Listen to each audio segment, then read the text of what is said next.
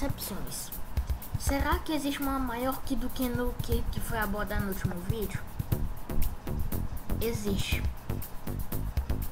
ET, o extraterrestre.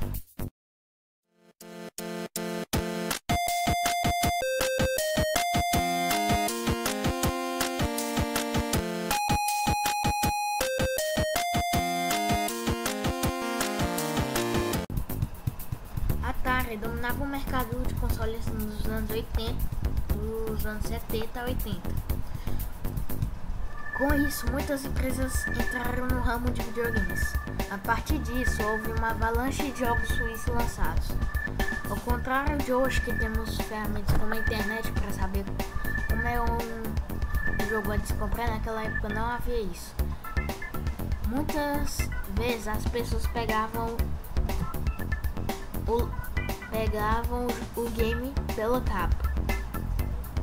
Assim, os interesses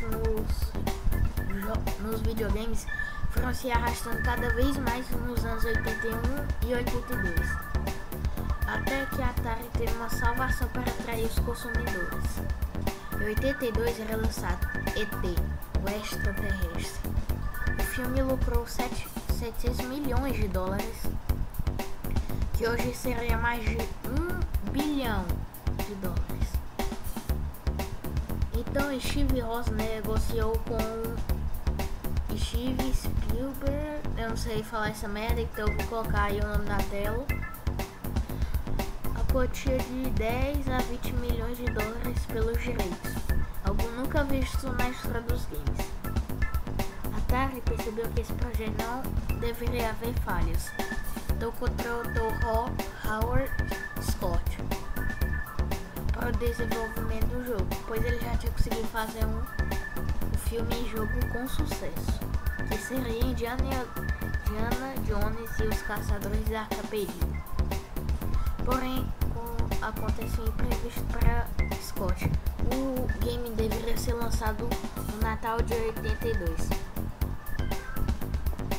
O que seria menos 5 semanas para o desenvolvimento do game. Isso é um tempo absurdo mesmo sendo para o Atari. Comparado com o último jogo que Scott haveria desenvolvido, ele durou 7 meses. A Atari ainda pagou 200 mil para Scott tirar férias no Havaí como compensação. O jogo era tão ruim que dizem que Alan Arkin, um dos fundadores da Atari, chegou a chorar ao ver quanto ruim era o jogo. A Atari ainda teve seu pior pesadelo. Gastou milhões em publicidade, porém o jogo teve vendas baixas. Até os dias de hoje, ET é considerado o pior jogo de todos os tempos.